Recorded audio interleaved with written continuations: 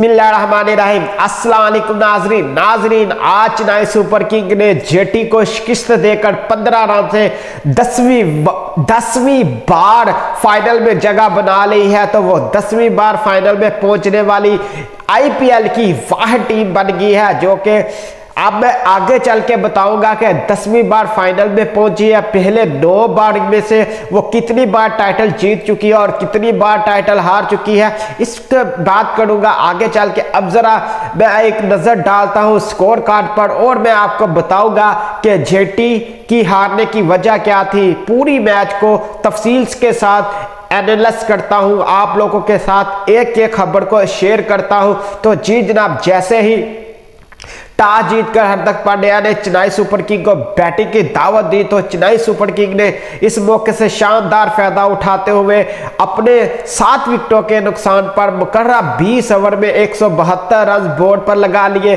Commentator कह रहे थे ये स्कोर बहुत ही कम है, अलबत्ता स्कोर 20 को रन और होते तो एक मैच विनिंग स्कोर हो सकता था। तो जैसे ही MS धोनी की बॉलिंग आई तो MS धोनी ने अपने माइंड सेट से वो खामियाजा जो कि रन्स का हदफ थोड़ा था बताया जा रहा था, उसको बॉलिंग के थ्रू पूरा कर लिया। तो जी जनाब, सबसे पहले जैसे ही चेन्नई सुपर किंग ने बैटिंग शुरू की तो ऋतुराज को एक जिंदगी मिली, वो जल्दी ही आउट हो गए थे। अलबत्ता कि वो 9 बॉल होगी, उन्हें दोबारा बैटिंग करने का मौका मिला तो फिर उन्होंने पीछे मुड़कर नहीं देखा, फिर ताबड़तोड़ बल्लेबाजी करते हुए शानदार एक्स्ट्रा ऑर्डिनरी इनिंग खेलते हुए 60 रन बनाए, 44 बॉलों का सामना किया। और आज की उसकी इनिंग में वाहिद देख रहा हूं जहां पे उसकी छक्के कम है और चौके ज्यादा। अलबत्ता वो 50+ इनिंग खेले तो उनकी इनिंग में 5 से ज्यादा छक्के होते हैं। आज उनकी इनिंग में सिर्फ 1 छक्का और 7 चौके शामिल है। उसके बाद डेविड कॉनवे है, तो डेविड कॉनवे ने 34 गेंदों पर 40 रन जरूर बनाए, लेकिन ये स्लो रफ्तार बैटिंग थी। 34 गेंदों पर 40 रन कोई खास नहीं है। उनकी इनिंग में सिर्फ 4 चौके शामिल थे। यानी कि अब बात करूं दुबे की, तो दुबे भी इतना कोई खासा कर नहीं पाए। उसके बाद चिंके रिहाने आते हैं। चिंके रिहाने 10 गेंदों पर 17 रन जरूर बनाते हैं, जिनकी इनिंग में 1 छक्का ही शामिल है। उसके बाद रेडू आते हैं। रेडू 9 गेंदों पर 17 रन बनाते हैं, 1 छक्का और 1 चौका लगाने में कामयाब जरूर होते हैं। तो जी जनाब, जडेजा की बात करूं तो जडेजा ने 16 गेंदों पर 22 रन बनाकर मैच को और स्कोर को 172 रन तक ले गए। जडेजा मैच की आखिरी यानी कि इनिंग की आखिरी गेंद पर बोल्ड करते हैं मोहम्मद शमी को। उसके बाद MS धोनी बैटिंग करने के लिए आते हैं। MS धोनी सिर्फ 2 गेंदें खेलते हैं और अपनी विकेट दे देते हैं। उसके बाद मोइन अली आते हैं, 4 गेंदों पर 9 रन बनाते हैं, 1 छक्का लगाने में कामयाब जरूर होते हैं। उसके बाद अब बात करता हूं मैं जेटी की बॉलिंग की, तो जेटी की तरफ से मोहम्मद शमी ने अच्छी और उम्दा बॉलिंग की। 4 ओवर में सिर्फ 28 रन देकर 2 खिलाड़ियों को आउट किया और इसके अलावा सारे ही एक्सपेंसिव बॉलिंग नजर आए। मैं बात करूं राशिद खान की, अहमद की, शर्मा की और सारे ही नजर आए। निकलकंड आज पहला मैच खेल रहे थे। निकलकंड ने अपने 4 ओवर में 44 रन दिए, जो कि काफी अच्छे खासे महंगे बॉलर साबित हुए। अब बात करता हूं मैं जेटी की बैटिंग की, तो जेटी की बैटिंग शुरू से ही लड़खड़ाती हुई नजर आई। 6 थे वो 11 रन बना सके, 12 गेंदों का सामना किया। तो शुभमन गिल थोड़ा सा जिम्मेदारानी इनिंग खेल रहे थे। जैसे ही मैच का स्कोर बढ़ता गया, एवरेज बढ़ती गई, तो वो भी अंडर प्रेशर होते गए। उन्होंने भी 38 गेंदों पर 42 रन बनाए, 1 छक्का और 4 चौके लगाए उन्होंने। ये वाहिद शुभमन गिल है जो कि 50+ इनिंग खेलने में जीटी की तरफ से कामयाब हुए। मुझे लगता है कि जैसे विराट कोहली को बाबर आजम ने टक्कर दी हुई है, अब ये बाबर आजम को टक्कर देने के लिए आ गया है। शुभमन गिल बाबर आजम को टक्कर देगा, बाबर आजम के रिकॉर्ड ये बंदा तोड़ेगा। इसमें बहुत पोटेंशियल है और मेंटली बहुत स्ट्रॉन्ग है, टेम्परामेंट इतना हाई है कि मैं आपको बता नहीं सकता। जब वो बैटिंग करते हैं तो लाजवाब कर देते हैं।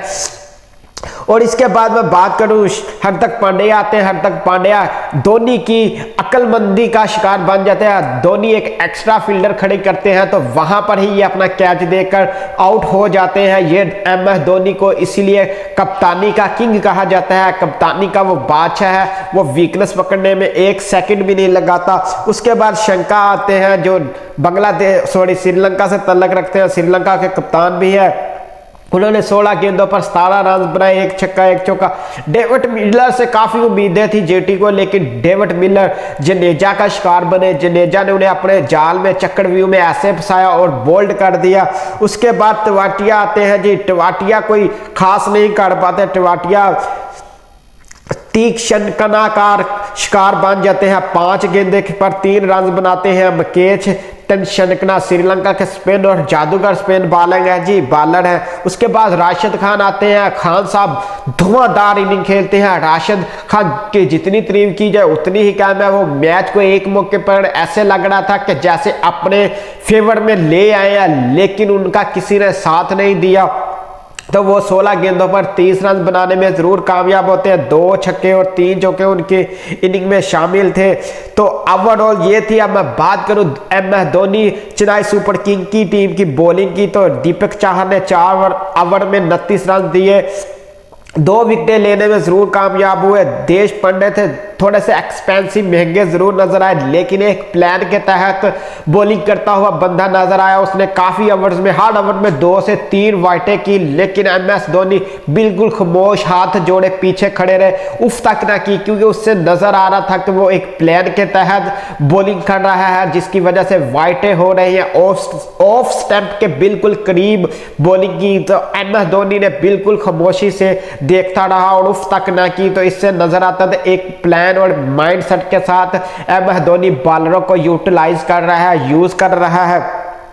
उसके बाद तीक्ष्णकना आते हैं। तीक्ष्णकना ने 4 ओवर में 28 रन दिए, 2 विकेटें हासिल की। ये बहुत ही अच्छा बॉलर नजर आ रहा है अपने श्रीलंका की तरफ से। जब से डेब्यू किया है, हर तरफ जिस लीग से भी खेलता है अपना नाम बना लेता है और श्रीलंका का भी नाम बना लेता है। इसके बाद रविंदर जडेजा ने जबरदस्त बॉलिंग, सबसे जो मैच विनिंग बॉलिंग की है वो रविंदर जडेजा ने की है। 4 ओवर्स में 18 रन देते हैं, 2 खिलाड़ियों को आउट करते हैं। प्रीति राणा ने जबरदस्त बॉलिंग का मुजाहरा करते हुए 4 ओवर्स में 37 रन जरूर दिए, 2 खिलाड़ियों को आउट करने में कामयाब होंगे। ये थी ओवरऑल बॉलिंग साहब। अब जो है कल दूसरा जो एलिमिनेटर खेला जा रहा है, एलिमिनेटर में कल जो मैच होने वाला है वो लखनऊ वर्सेस मुंबई इंडियन होने वाला है। अब देखना ये है कि मुंबई की टीम जीत कर तो फिर जेटी से खेलेगी, जहाँ लखनऊ जीत कर खेलेगी। तो जो भी टीम आगे जाएगी, चेन्नई सुपर किंग पहुंच चुकी है फाइनल में। और जो इसकी जो खास जीटी की हारने की वजह थी वो हार्दिक पांड्या की कप्तानी थी। हार्दिक पांड्या ने जनाब टॉस जीतकर एक ऐसा बड़े मैच में पहले बैटिंग करने को तरजीह दी, वो भी उस ग्राउंड में जिस ग्राउंड में अभी तक उसने कोई मैच नहीं खेला था। उसकी टीम ने उस क्रिकेट स्टेडियम में कोई मैच नहीं खेला अभी तक। वो अपना पहला मैच खेल रहा था और इतना बड़ा क्वालिफाई मैच था, तो उसे सोचना चाहिए था कि वो पहले टॉस जीतकर पहले बल्लेबाजी करने को तरजीह देता। अलबत्ता उसने ऐसा नहीं किया। यही एक रीजन था जहां से MS धोनी को फायदा मिला और उसी मौके से और उसी फायदे को शानदार यूटिलाइज किया। दूसरे नंबर पर जो जेटी की मिस्टेक थी वो ये थी कि जब ऋतुराज आउट हुआ तो उस बॉलर ने 9 बॉल कर दिया। वो 9 बॉल होने के बाद ऋतुराज ने मुड़कर नहीं देखा और चेन्नई को यहां से यहां पहुंचा दिया। तो यही थी मैच का टर्निंग पॉइंट, जिसकी वजह से चेन्नई सुपर किंग ये मैच जीतने में कामयाब हो गई। आप अपनी राय का इजहार कमेंट सेक्शन में जरूर कीजिएगा। ओके, अल्लाह हाफिज।